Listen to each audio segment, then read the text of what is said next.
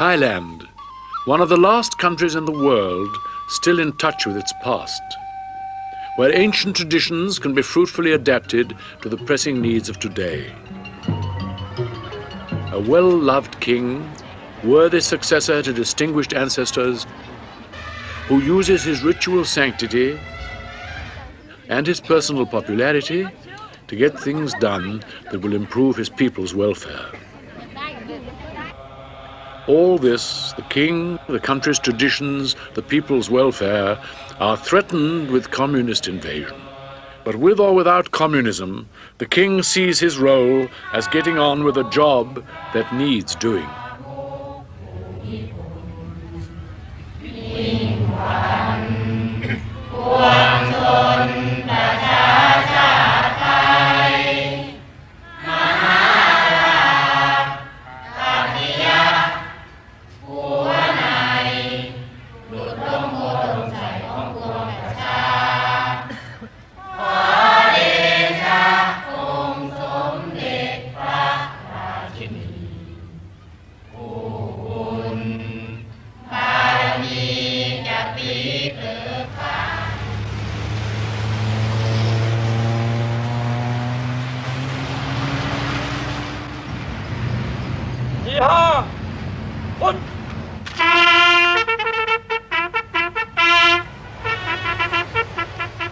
The king's convoy in action.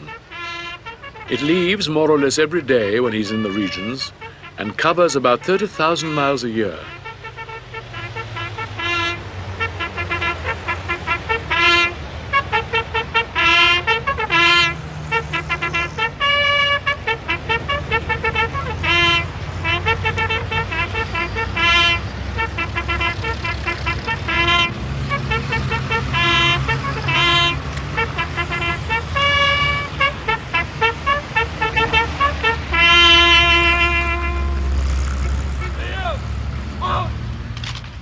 In spite of losing one eye after his motor accident as a young man, the king likes to drive himself, very fast. He says that it helps him to feel the land, to sense intuitively what it needs.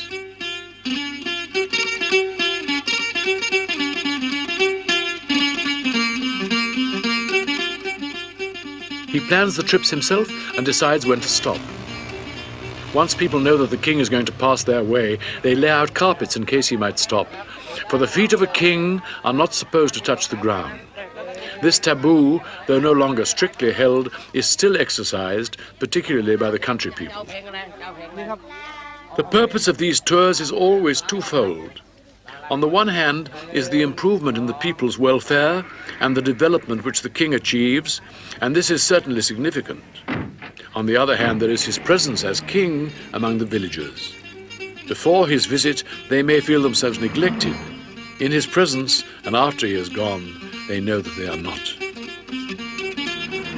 In 1 year, the king's convoy gave away to the rural poor 39,038 blankets, 30,778 towels, 31,010 monks' robes, 29,180 sweaters, 29,140 farmers' outfits, 20,340 children's outfits, 34,358 pupils' uniforms.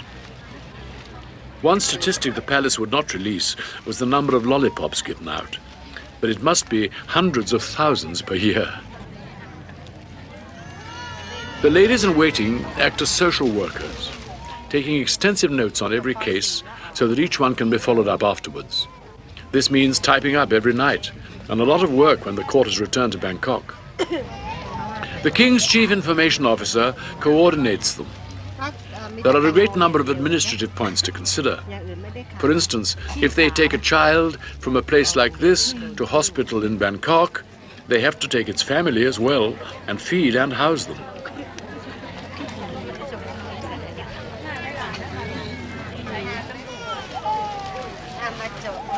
No previous king had ever even visited the northeast.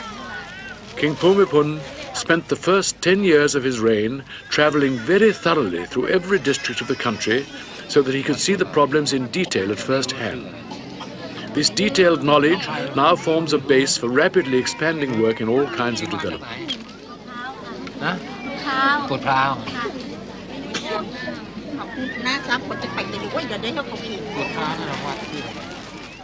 Always the encouragement, listening to their problems, helping them to help themselves.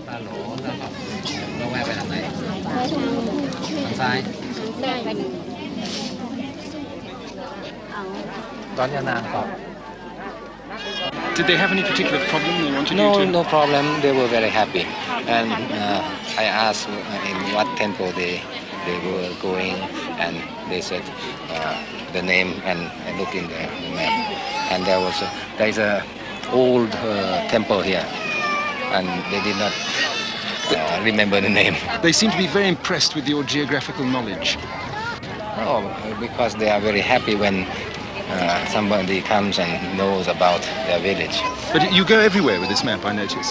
It never, not this particular one, but Yes, there yes, is never one. a map from your hand. I try to have a map so that I know where I'm going, and they are happy when they know that the official map is the village is on their map. Are there some occasions when people live in villages that aren't marked on your map or that have the wrong name? Well, that is what happened now. What is what happened? There's a village that has no name, and I put a name on it. What's the royal household able to do for the people on visits like this? If they are seriously ill, we take them to Bangkok and we give them the operation or the medicine they need, and they don't have to pay anything. We pay for all the operation and the medicine, and they follow them up until they are well, and we send them home. We give them the money to go home and look after their family also. When their mother or father is in hospital, we look after the children also. But who actually pays for all this help? Is every single bit of help paid for by the royal family? Yes. Yes. What about the medical teams who come? Surely they're paid by the government, some of the doctors No. who are coming around with you. They are volunteer doctors, but the medicine, the royal family pays for the medicine. Why haven't these people, if they've got something the matter with them, why haven't they gone to the ordinary government medical health service or to the local government hospitals and tried to get help from them? There are very few government hospitals around here, and sometimes it's a sensitive area. The government officers couldn't get in. The King's mother, Her Royal Highness the Princess Mother, founded her Flying Doctor Service precisely to cover these gaps in government health care. Her eldest daughter, Princess Galyani, who works as a university lecturer, helps her mother at weekends. As a trained nurse, the Princess Mother is well qualified for this work.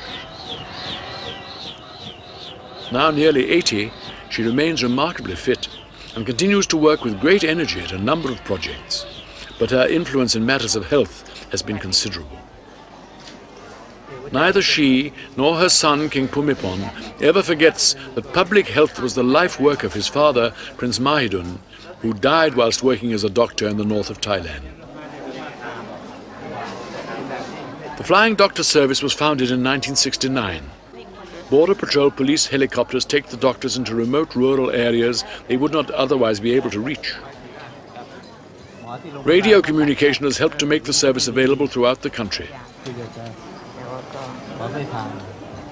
There are now more than 20,000 in the service: doctors, dentists, nurses, pharmacists, and health officers. All are volunteers who work for nothing in their holidays or spare time, and they are desperately needed, for there is a great lack of trained doctors in the rural areas.